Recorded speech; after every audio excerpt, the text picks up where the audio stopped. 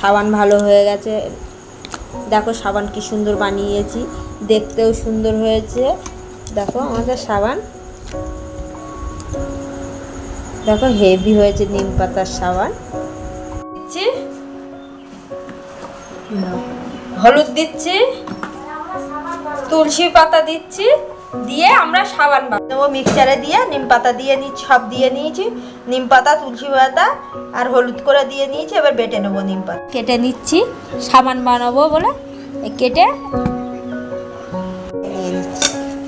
নিম পাতাটা ছেঁকে নিচ্ছি, দিয়ে এবার গুলে নেবো খুন্তিতে দিয়ে।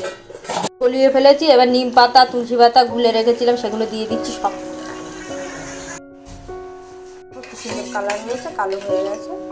এবার আমরা দিতে দেবো, বাটিতে বসাবো বা সাবানের এই কিনে এনেছি এইটা দিয়েও বসাতে পারো বা কাঁচের বাটিতেও বসাতে পারো। একটু তেল দিয়ে বসাবে, খুব সুন্দর উঠবে। দেখো কি সুন্দর হচ্ছে। সাবান দিয়ে দিয়েছি, এবার আমার 10 ঘন্টা রেখে দেবো, দিয়ে তারপরে সাবান তুলবো।